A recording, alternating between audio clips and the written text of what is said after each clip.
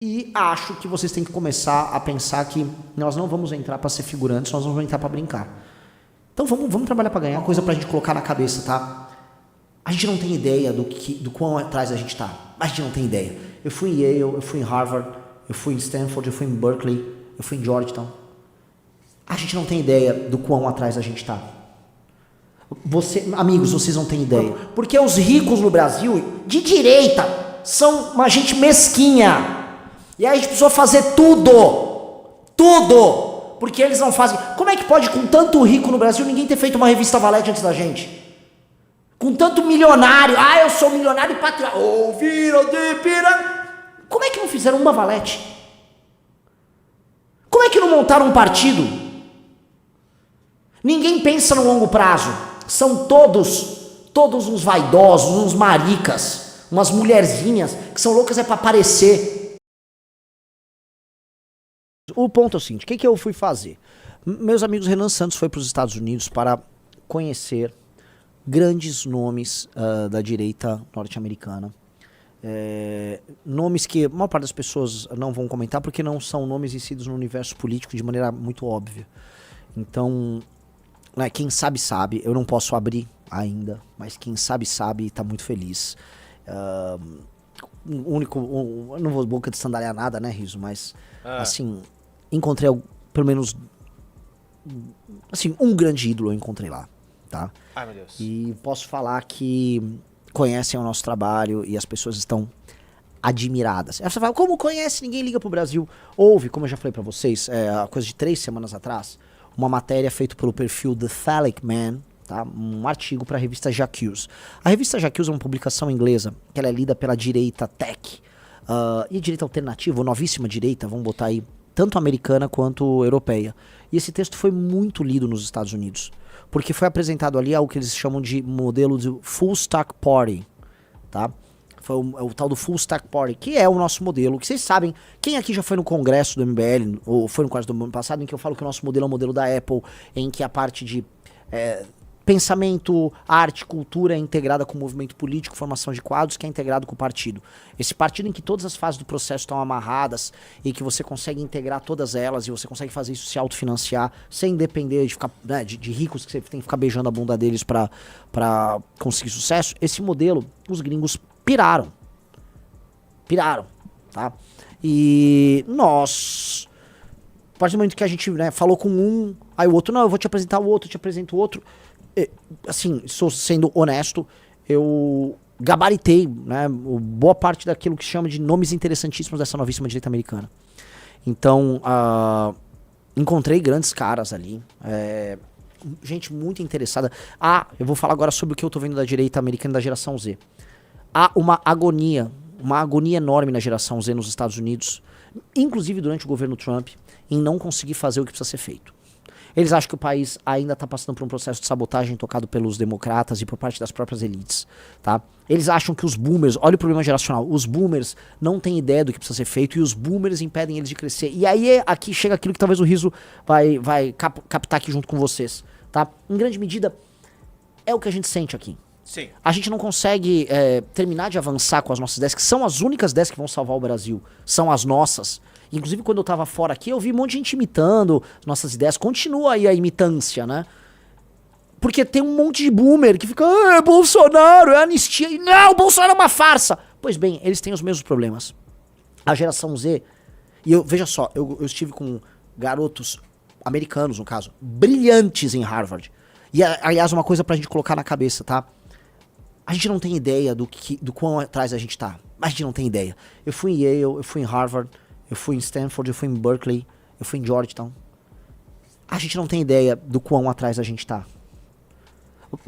Amigos, vocês não têm ideia. Aliás, toda aquela ideia também tem que acabar com as universidades. Cara, a gente precisa de uma universidade. Uma. Eles têm trocentas. Eu não consegui no MIT, não deu tempo. Meus amigos, o que eu vi, tá? De quem eu conversei, o nível, o sarrafo tá lá no céu. A qualidade desses jovens de direita nos Estados Unidos, meu Senhor Jesus Cristo, a gente não tem ideia. Eu tô falando de meninos de 21, 22, 23 anos, que já leram tudo que eu li em toda a minha vida e muito mais. Que falam latim, que estudam latim e grego na faculdade. E que sabem programar. O cara vai lá, estuda latim e grego, conhece todos os clássicos e abre uma startup e pega uma grana de venture capital. Eu tô falando desse tipo de vida. Aos melhores ali nos Estados Unidos, as possibilidades são infinitas. Infinitas. Porque você junta um grupo de rapazes inteligentíssimos e aí isso tudo é possível. Mas o que aconteceu, meus amigos? O que aconteceu? E aí, isso é o recado agora pra vocês, porque isso é muito inspirador, tá? Meu foco, eu não fui lá, né? Ficou o Eduardo Bolsonaro, fica lá grudado no Trump. Eu não fui na administração Trump. Eu não fui falar com gente da administração Trump. Eu fui falar com algo diferente que tá acontecendo. O que nós falamos, quando os caras leram o nosso artigo, e todo mundo que eu encontrei nessas faculdades basicamente leu esse artigo e foi o tema das conversas. Eles falam como vocês estão à nossa frente. Por quê? Porque hoje, o que o Movimento Brasil Livre faz, junto com o Partido Missão, junto com essa geração de formadores de opinião, que estão aqui, amigos e parceiros, me substituíram aqui nessa live o amigo Impera, os amigos Novos Clássicos, os amigos, o Mídia BH, mas o MBL como um todo o nosso universo. O que nós estamos fazendo está muitos passos à frente dos demais. Talvez o único paralelo que a gente tem aí, de gente jovem produzindo algo muito novo, seja no Japão, com aquele partido agora que surgiu, eu esqueci o nome dele, mas um partido interessantíssimo surgiu no Japão. Nós somos, de acordo com eles, não estou falando da gente, nós somos a fórmula que vai poder acelerar o crescimento da geração Z e a entrada da geração Z na política para fazer a troca geracional, porque eles concordam, assim como nós, que há um problema de uma gerontocracia, né, de um país governado por velhos com ideias velhas erradas, conceitos velhos errados, perspectivas velhas erradas, precisam ser trocadas urgentemente. E a real que eu fui conversar com esses rapazes em todos os lugares, e essas pessoas foram muito generosas com as nossas ideias, eu aprendi coisas incríveis com eles, mas nós não estávamos lá numa posição, que é a posição do terceiro mundista, que vai lá aprender e ficar pedir coisas. Eu não pedi nada pra ninguém. Eu não sou esse tipo de pessoa, eu não peço. Eles foram aprender com a gente também. E os caras... Eu conversei com gente de menos de 30 anos com investimento ziliardário aí, tá? Em São Francisco e tal. Os caras aprendendo. Puxando um papel, e essa é a humildade dos caras. Puxando um papel, um caderninho e falam, por favor, me explica. Como é que é isso? Pô. Isso, né? Porque a gente é muito criticado aqui no Brasil. Até, às vezes, assim, entre amigos, a gente é criticado pela nossa estratégia. Até membros do MBL, às vezes a gente que é eleita não gosta da estratégia, né? A gente tem que acreditar no que a gente tá fazendo, galera. A gente tem que acreditar, assim, definitivamente a gente tem que acreditar no que a gente tá fazendo, porque gente fora do Brasil, no lugar onde as coisas importam pro mundo, estão olhando pra gente com, pô, esses caras estão fazendo algo de muito novo, algo de muito interessante lá no país deles. Isso, pra mim, não é uma sensação legal, porque aumenta pra caramba a pressão. Tipo, eu falei, cara, a gente não pode dar errado, o que a gente tá fazendo não pode dar errado. Definitivamente, o que nós estamos fazendo não é, assim, é único e nós não temos a menor possibilidade de falhar. Né? Quando eu chamo de possibilidade, eu vou até mudar, nós temos o direito de falhar. Então, a gente foi de Harvard, fomos depois para São Francisco. São Francisco, a gente conheceu boa parte daquilo que chamam de direita tech. Conhecemos pessoas brilhantes, tá? E aí eu volto com algumas impressões sobre essa direita que é quase como se fosse um diário de bordo aqui. Eu não vou dar nome de ninguém, tá? Não vou dar nomes. Então, porque, sim... Mas eu vou falar algumas coisas, né? Primeira coisa... há essa direita tech, há nela um otimismo em fazer algo novo no país deles, que aqui no Brasil só nós temos. Eles com a perspectiva, os problemas deles, nós com os nossos. Né? Naturalmente existem algumas pessoas que era o grande teste. Para eles, assim, você tem que resolver urgentemente a questão imigratória nos Estados Unidos, que para eles resolver a questão imigratória, você meio que resolve tudo. Não é isso. Tanto que um cara que estava comigo, um brasileiro que foi na viagem, perguntou, mas e depois de resolver a questão migratória, o que vocês pretendem fazer? E um dos caras não sabia o que responder. Outros, porém, nessa direita tech, eles têm uma visão tão otimista do que os Estados Unidos podem ser, do uso e do fato de colocar a tecnologia a serviço de obras públicas, serviços públicos, uma nova ideia do papel americano para o mundo, tá? Que contrasta com a energia, até do eleitor mais boomer do Trump, que é uma coisa um pouco mais raivosa, ou vamos proteger nossos empregos. Essas pessoas são pessoas muito especiais, amigos. Porque a gente conhece essa história do Vale do Silício, boa parte dessa galera que tá na costa oeste, né? Agora tô falando da galera de São Francisco, que ficou de esquerda, né? A gente sabe que o mundo da tecnologia era toda à esquerda. E esse mundo ele tá tendo uma forte inflexão à direita, tá? E essa forte inflexão à direita tá vindo com um otimismo em aplicação de tecnologias para tornar o mundo um lugar mais incrível. Não é só um mundo melhor, é mais incrível. Eles estão falando em voltar a ter obras monumentais, prédios monumentais, uso de novas arquiteturas, tecnologia aplicada à arquitetura, tecnologia aplicada à administração das cidades. Eles estão, como eu volto a falar, num surto de otimismo. Os melhores momentos da humanidade é quando você consegue uma renovação ideológica que vem junto com um surto de otimismo na sua aplicação. E isso eu reparei ali na galera, esse surto de otimismo. Só que é um surto de otimismo que é acompanhado da parte, especialmente dos jovens mais intensos, vamos colocar aí, de uma ansiedade bizarra em ver que você tem possibilidades incríveis, mas você não consegue sair do lugar. Eu entendo isso porque, por mais que eu não me coloque nessa posição de um cara brilhante, igual esses caras são, não me coloco, eu tenho que ser muito humilde nisso. Eu trabalho com algumas pessoas que são brilhantes, inclusive pessoas que poderiam muito bem estar no meio desses caras ali. E a gente sabe, assim, que a gente tem essa mesma angústia. Quando a gente vê as ideias que a gente tem sobre desfavelização, transformar favelas em bairros no Brasil, que isso é uma coisa que eu expliquei demais pros gringos, cara, é isso. Yeah! Vem um desespero em saber, cara, as pessoas não estão prontas pra votar nisso. As pessoas não querem votar nisso, as pessoas querem discutir besteira, né? Querem discutir travesti de um lado, ou anistia do outro. Isso não é um assunto, definitivamente. Pô, não é um assunto. E eles ficam com essa agonia. Tipo, pô, a América pode ser muito maior e a gente aqui, só com esses papos de boomer. Mesma coisa aqui a gente. Então, é um misto de auto-otimismo com uma agonia e um desespero em não ter meios de ação. E aí o nosso papel pra eles, por isso foi muito legal, foi falar, calma aí. A gente tá procurando, a gente tá descobrindo um caminho aqui. Aí os caras, eu tô concorrendo a presidente, eu vim do nada, apareci em pesquisas com 2, 3%. É que eu já tinha tava voltando pro Brasil. Isso é uma pesquisa que eu tô com 9 em Manaus, no cenário com o Tarcísio. E no cenário que tá com um monte de candidato de direita, eu tô na frente do Zema e do Caiado. Ambos governadores. Sendo eu próprio do movimento falido, do grupo falido. Eles, tô falando de gente inteligente. Eles, cara, qual é o breakdown aí da pesquisa? Você vai bem, homens, jovens... Assim, é justamente daí que escala. E eu, sim. Então, o otimismo é gigante. Quando eu mostrei o trabalho do Kim pros caras, os caras, meu Deus, existe um cara... Quem é este Kim? Quem é este guy? Aí quando eu mostrei... Vai no Instagram da Amanda, a foto da Amanda que prendeu matou. Quando eu contei... Eles falaram assim, mas qual é o... Né, pro Trump tem o Make America Great Again. Pro Obama era Change. Qual é o seu motto, né? Qual é o seu slogan? Aí eu falei, Arrest and Kill. Que é prendeu matou. Oi? Aí você duvida? Aí eu botei essa foto da Amanda. Inclusive, essa aqui é a nossa vereadora, tá? E ela anda com uma camiseta escrito prendeu, matou. Eles falam assim, mas eles vão ameaçar de morte. Eu falei, sim, eles já estão ameaçando ela de morte. E eles, mas ela tirou essa foto mesmo assim. Vocês não têm medo de morrer? Eu falei, cara, medo todo mundo tem. Agora, morrer é uma inevitabilidade. E ainda tem um ponto, se você morrer lutando pelo que você acredita, foi uma morte maior do que uma vida bem vivida. Então... dane-se, né? E os caras, puta que pariu. Aí você começa a ver que, o que a gente tá fazendo aqui, não é que os caras se importam com o Brasil, entendeu? Os caras se importam com a América. Eles ligam pro país deles, tá? Essa coisa que a gente fica aqui no Brasil de bandeirinha do Brasil, dos Estados Unidos, de Israel, é coisa de cuck, é coisa de, né?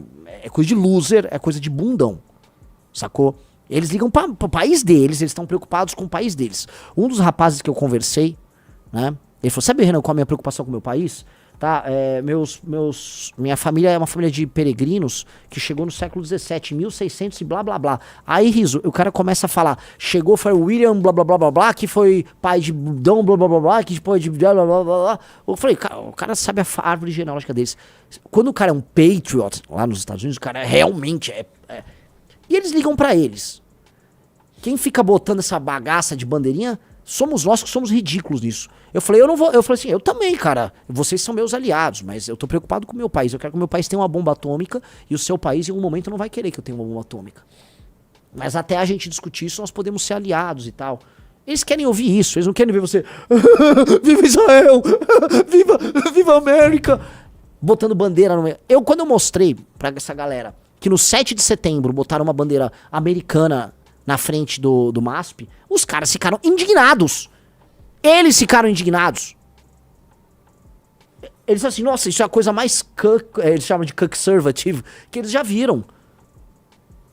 Eles ficaram porque é humilhante, é ridículo. E cara, o que eles admiram na gente não é assim, ai, estamos torcendo aí por você, pelo Brasil, não. Vocês estão fazendo algo incrível pelo país de vocês e nós podemos ter uma boa parceria e nos ajudarmos nisso. E esse é o ponto. Esse é o ponto. Esse é o ponto. E eles estão dispostos, que é assim que tem que ser, a conversar entre iguais. E é isso que tem que ser. E aí sim, com base nisso, a gente conversou como iguais, sabendo que nós temos um baita trabalho sendo feito, com pessoas que estão dispostas a construir algo. Então, muitas dessas pessoas virão ao nosso festival. Olha, bota aqui. Então, muitas estarão no nosso festival, tá? Então, esse vai ser o mais internacional dos nossos congressos, esse festival desse ano. Muitos querem vir no Brasil aprender o que está sendo feito aqui. E preparem-se para a construção de algo muito legal que extrapola as fronteiras do Brasil, tá? Então, você que coletou a assinatura do partido, você que faz cortes nas nossas lives, você que divulga nosso conteúdo, você que é um jovem líder que está na Academia MBL, você que é um cara que já vai ser um candidato, você que é um cara que trabalha no nosso gabinete, ou você é um cara que coordena eventos no nosso núcleo, saiba que todo o trabalho de vocês eu apresentei para esses caras, com o maior orgulho do mundo. E eles falaram, sabe o quê? Ninguém faz isso. Juntar todas essas pontas numa coisa só, ninguém faz isso. Ah, vocês misturaram um pouco de Turning Point com um pouco, sei lá, do Claremont Institute. A gente misturou um monte de coisa. Eu falei, como não tinha ninguém fazendo nada no Brasil, a gente foi lá e fez tudo. Como ninguém fazia nada, nós fizemos tudo. E os caras falaram, puta que pariu. Entendeu? Então, quando vocês, todos vocês que eu citei aqui, tá, tenham orgulho do trabalho de vocês, porque é único. O que nós estamos fazendo é único. Outra coisa, tá, pra ver como a galera dá valor. Explicar a montagem do partido para os gringos, quando você explica lá 500 e tantas mil assinaturas válidas, os caras... Pessoal, like na live. Like na live. Os caras estão falando que eu virei o Edinaldo. Sim. Volto a colocar. Fiquei uma semana sem fazer exercício físico. Não teve um dia que eu consegui dormir 7 horas e tal. Como é que chama? Comendo mal.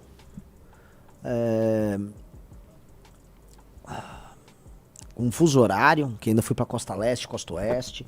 E ainda tô virado, né? Que eu voltei, o meu avião pousou no Brasil 3 da manhã. Ele fez escala no Panamá. Então eu fiquei basicamente em trânsito aí quase 24 horas. Então eu tô, mano, grogueta, tô inchado, tá fogo. Então, pera, eu vou assim, ao longo da semana eu prometo que eu desedinaldizo, tá? O Tecnoligarquia Paulus disse, we're getting gringo attention, you're blackpilling. Não, por favor, não é pra ninguém blackpillar. Inclusive, não vou citar aqui, numa das reuniões que a gente teve com eles, a gente participou de uma espécie de uma reunião interna do grupo, e os caras estavam completamente blackpillados, e eu fui lá e fiz um discurso pros caras, né, contei a nossa história. E a galera, porra, não dá pra blackpillar. Não dá pra blackpillar num cenário desses. Não dá pra ficar... Então, eu voltei muito energizado. Sabendo que, assim, nosso projeto é uma das coisas mais interessantes acontecendo na direita mundial. Tá? Definitivamente o movimento de jovens, não me incluo aqui como jovem, mas a maior parte das pessoas são jovens no movimento, é a coisa mais interessante, o movimento de jovem do mundo, na direita, tranquilamente.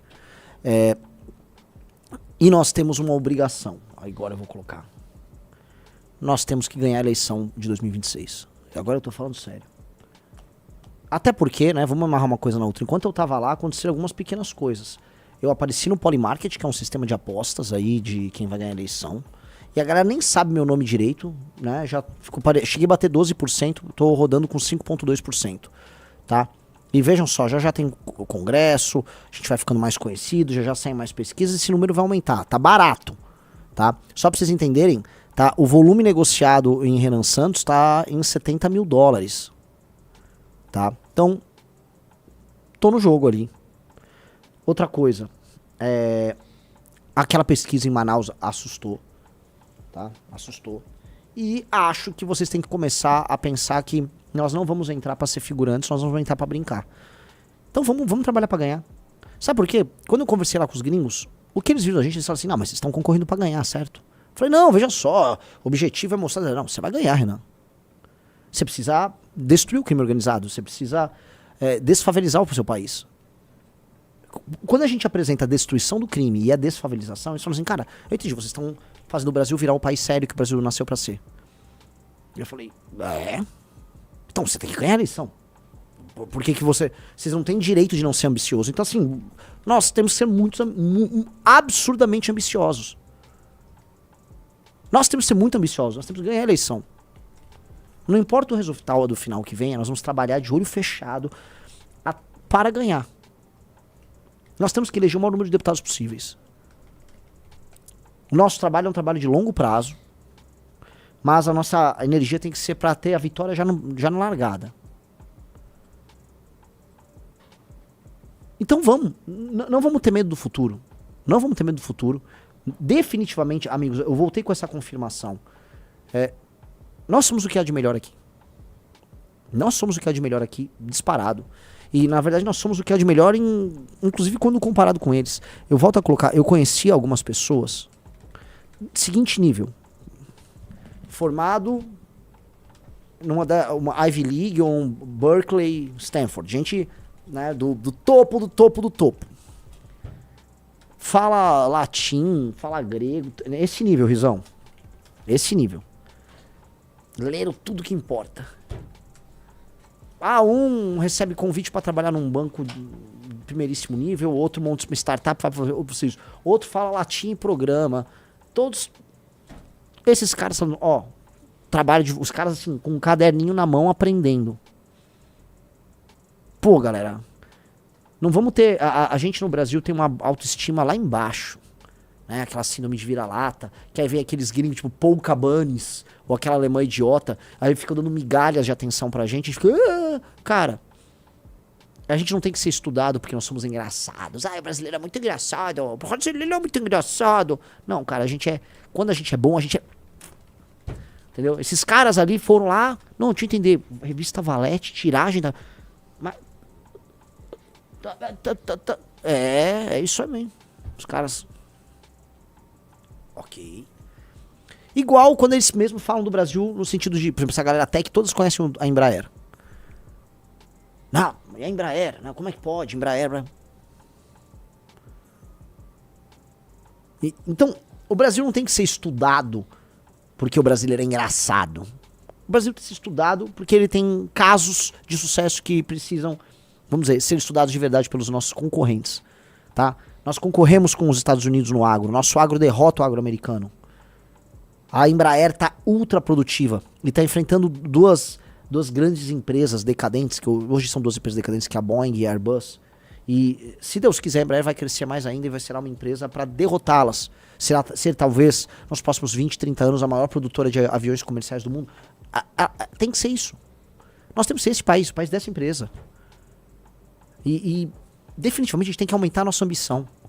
Definitivamente a gente tem que parar de ter medo de tentar ser F, né? Não vou falar palavrão, entendeu, né, Riso? Riso, calma, eu falei F, Riso, pelo amor de Deus, só vai. carregando a arma, calma. Pessoal, like na live e se inscreva no canal. E entender, aí sim, o nosso papel geracional na história. Eu acho, meus amigos, aí agora mudando um pouquinho de assunto, mas tem tudo a ver com isso. Vocês estão gostando da live? Vamos dando nota aí.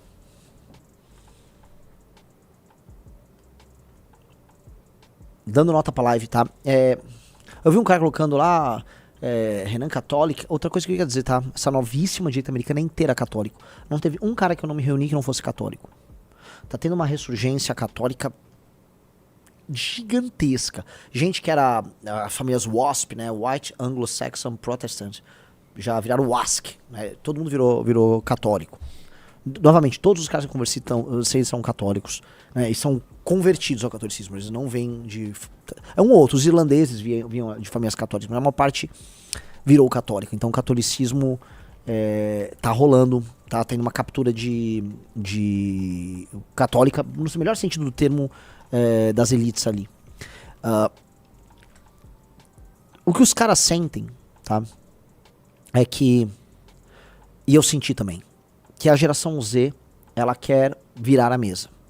E aqui eu quero começar a falar isso, porque aqui a gente começa a entender o que está acontecendo no Nepal, o que rolou no Peru. Quer dizer que o Nepal e o Peru estão na geração Z? Ok. Só pra saber. Ou a geração Z, ela tá causando no Nepal e no Peru.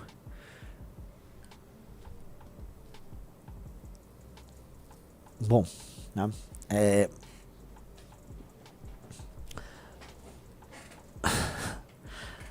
Tá tendo... A geração Z quer virar a mesa. A geração Z tá revoltada. E é uma geração diferente. Eu, cada vez mais como millennial, né? Eu vi aquela discussão toda que ouviu o Impera, teve com o Petri. Amo os dois, então, pra mim, eu simplesmente quero que fique tudo bem. E entendo o que tem de diferente da minha geração pra geração Z. É perceptível essa diferença. É perceptível também nos Estados Unidos o fenômeno incel. Assim, o fenômeno incel, ele é mais descarado nos Estados Unidos. O incel é muito, assim, claramente um incel, tá? Você consegue perceber e meio que a pessoa já até entrega que ela é. Então, a geração Z, ela tá disposta a gastar a vida dela fazendo algo maior do que o tempo. E isso não é um meme. Isso é verdade. E essa angústia é uma angústia mundial. Então, olha o que eu vou colocar aqui. Sou ambicioso, sou um sujeito ambicioso. Eu acho que nosso papel não é apenas no Brasil, nosso papel é no mundo todo. Vou conversar com esse pessoal da direita americana, vou conversar com pessoas da direita europeia, vou conversar com gente no Chile, na Argentina. Eu acho que a gente tem que trazer todo mundo pra cá por duas razões. Como disse um grande amigo, tem que dar crédito pro grande Eumenes, a eleição de 2026 no Brasil será a guerra civil espanhola dessa geração toda. Lógico que não tô falando em termos ideológicos, mas em grande medida a Guerra Civil Espanhola foi uma guerra que o mundo inteiro participou, assim, pessoas do mundo inteiro foram ver, tá? A eleição no Brasil é uma eleição que a geração Z, ela verá pessoas da geração Z com um formato geração Z fazendo campanha. Então muita gente no mundo inteiro vai olhar de uma maneira diferente. Nós somos, veja só, os maiores inovadores políticos da geração Z em fórmula de ação política. Talvez a gente bote aí no mesmo balaio a turma do Nepal. Né? Por mais que não tenha fórmula nenhuma, foi só um fenômeno, mas essas coisas vão dar em algo. Não pense que terminou aí. E tem um partido, eu sempre esqueço, um partido novo no Japão. Bota ali o novo partido japonês de direita. Tem uma iniciativa legal. E eu acho que nós temos que empoderar a geração Z no mundo. Ao Sanseito. Tá? Então, o que eu quero dizer, nós precisamos ter uma espécie de aliança internacional e as pessoas estão dispostas a isso. Eu acho que nosso papel é esse. Eu estou vendo esse papel. Eu fui lá servir de embaixador da nossa causa ali nos Estados Unidos e eu vi algo diferente. E eu quero agora amarrar essas pontas no mundo inteiro. Oferecer nossas técnicas, é como se fosse um exército global, porque a guerra é mais ou menos a mesma. A guerra é mais ou menos. Elites que nos traem, gerontocracia, países administrados por burocracias corruptas que querem impedir que a gente se realize. As pessoas precisam realizar seu destino manifesto. Os países têm que se realizar perante o mundo. E eles estão apenas presos. Né? É um welfare, é um burocrata, né? É uma taxação, e a vida não acontece. Todo mundo fica com a sensação que a vida não acontece. E essa sensação maldita da vida não acontecer, ela é igual pra todos. Você que tá assistindo a live, está assistindo isso aí. Tua vida não tá acontecendo, teu país não tá acontecendo, turma de amigos não tá acontecendo, não tá acontecendo. Você sente que nada acontece. É ou não é? É o famoso meme, nada acontece feijoada. Essa sensação não é só tua. Saiba que tem um incel em São Francisco, lá na Califórnia, que sente o que você tá sentindo, e sei lá, um cara com um QI de 150 em Harvard falando em latim com um amigo dele, sentindo a mesma coisa, e um cara no Japão sentindo a mesma coisa, outro no Nepal sentindo a mesma coisa. Tá rolando isso. Tá rolando. Pô, olha como isso é grande. Não é só sobre aqui, ainda que a nossa missão seja aqui. Mas nós temos algo, cara. Eu mostrei pra galera, né? Outra coisa que veio, tá? Eu entendi o fenômeno Nick Fuentes, tá?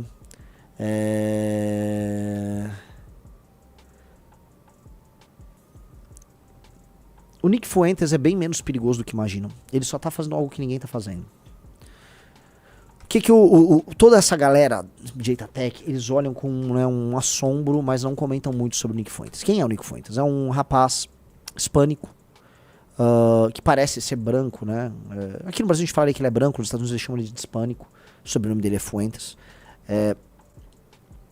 Extremamente antissemita. Ele culpa basicamente os judeus por todas as mazelas norte-americanas. E ele criou um exército de seguidores na geração Z. Em geral, moleques incel, os tais groypers. E ele junta esses caras, ele fez um exército com esses caras. E ele criou uma própria corrente dentro da direita americana ligada à personalidade dele. Tá?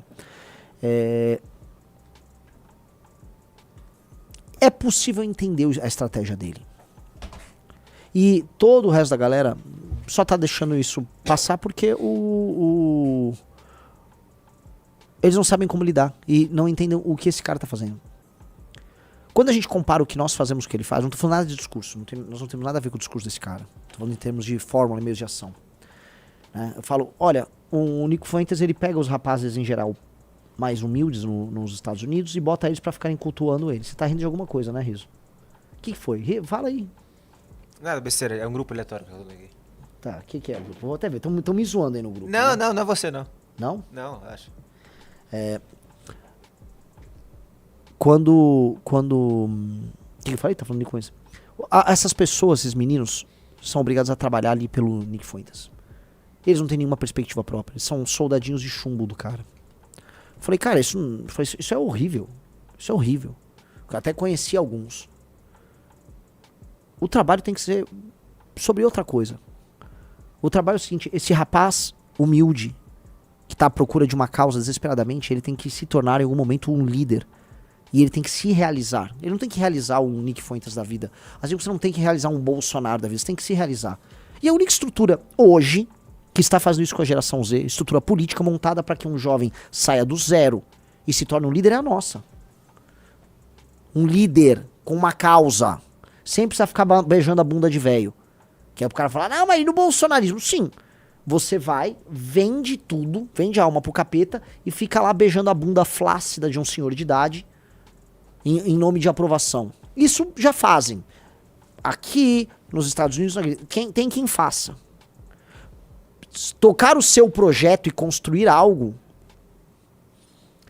esse Nick não faz. Aí eu, inclusive pra galera gringa, eu mostrei, olha, veja só, vamos abrir aqui núcleos do MBL Rodal do Brasil e vamos mostrar o surgimento de meninos que começaram do zero e hoje um é vereador, outro será eleito deputado na próxima eleição. Aí, galera, porque é isso. Você que é um jovem e que tem, vamos dizer, grandes ambições e você acha que o mundo é injusto com você e você acha que você tá sozinho, definitivamente, cara, é só sobre a forma certa de se organizar. Se você tiver talento e você tiver força de vontade, brio e lealdade, você vai vencer. É uma questão de se organizar e de ter as pessoas certas ocupando as posições certas. Não é definitivamente uma questão, sabe, de ficar online completamente radicalizado falando besteira. O Laís Zanoni falou, eu tô almoçando, Renan, não entendi, Laís. Eu falei alguma coisa nojenta? Talvez a parte do Nick Fuentes pegar rapazes. Não, pelo amor de Deus, eu não tenho nada a ver com isso, vai. Eu não tenho nada a ver com Se isso. for que ele pega rapazes e faz não sei o que, aí... Ah, tá. É que ele realmente pega rapazes, né? E aí o chat tem... Tá, vocês têm 15 anos, vocês têm 5 anos, eu entendi. Pessoal, desculpa. Não sabia que eu tava fazendo uma live pra quinta série, a gente... falou o cara que acabou de falar de Nepal e Peru. Pessoal, like na live e se inscreva no canal. Ah, você falou também de bunda flácida. Ah, sim, beijando bundas flácidas. Sim, desculpa, é verdade. Isso aí foi bem nojento. Ai, pena que não posso falar, né? A sandália não vai ficar sandaliosa. Mas assim, pessoas incríveis conheceram a Valete, riso. Ai.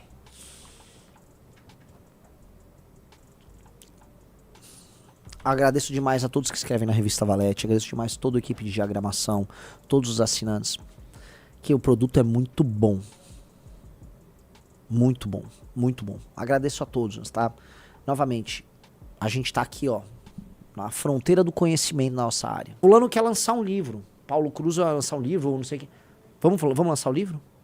Ah, não sei quem vai fazer um ciclo de palestra. Vamos fazer um ciclo de palestra? Aí a gente ganha junto. Nosso objetivo é todo mundo que é um criador de conteúdo do nosso universo. Eu quero que essas pessoas vivam e ganhem dinheiro produzindo conteúdo, sendo bons no que eles são. Por quê? Porque no Brasil, isso eu expliquei pros gringos, no Brasil não tem Peter Thiel. Não tem irmãos Koch. No Brasil, bilionário não doa pra você. Bilionário no Brasil, aí, riso, não, sem palavrão, é FDP. Bilionário no Brasil é canalha. Ele vai ver a tua ideia e vai tentar imitar. Bilionário no Brasil vai ver a tua ideia e vai tentar imitar. Ninguém vai te ajudar. Então o que a gente tá fazendo aqui é o seguinte, já que é pra ter a cena, vamos fazer todo mundo se bancar na cena. Porque não vai vir o bilionário brasileiro, porque a elite brasileira é vulgar, é tosca, é burra, é baixa, é canalha.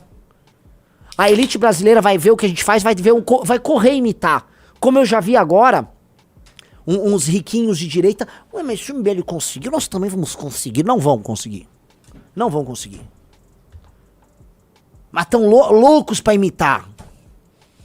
Pra ajudar, pra contribuir, ninguém vem. Então, somos nós por nós. Somos nós por nós.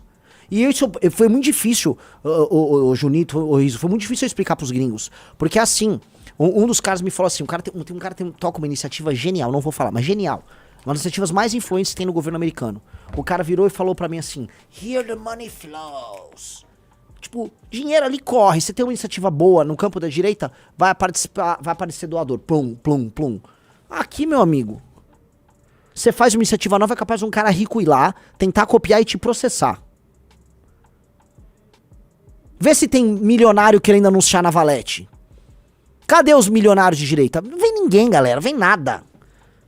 Aí eu falei, nós tivemos que fazer tudo, porque nós, naquele purgatório chamado Brasil, nós temos que lutar inclusive contra as pessoas que nós defendemos também.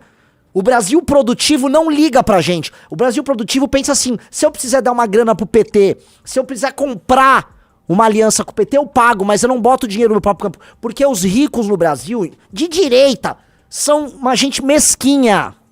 E aí a gente precisou fazer tudo. Tudo. Porque eles não fazem... Como é que pode, com tanto rico no Brasil, ninguém ter feito uma revista Valete antes da gente? Com tanto milionário. Ah, eu sou milionário e patriota. Ouviram de piranga. Como é que não fizeram uma Valete? Como é que não montaram um partido? Ninguém pensa no longo prazo. São todos uns vaidosos, uns maricas, umas mulherzinhas que são loucas pra aparecer. Aí precisamos fazer tudo. O que acontece? O Riso não fala latim, eu não tô falando do grego antigo. Ninguém fala nada, sacou? Nós somos Zé Mané, um bando de Zé Mané aqui. Tô com a minha unha aqui completamente podre. Dito isso, nos deixaram aqui, um cara botou nesse umbral, que é a direita brasileira, e a gente falou, ninguém vai fazer nada, então nós vamos fazer tudo. E aí nós fomos obrigados a fazer tudo. E aí as pessoas talentosas se aproximam, e aí elas vão falar assim, poxa, então vamos fazer tudo.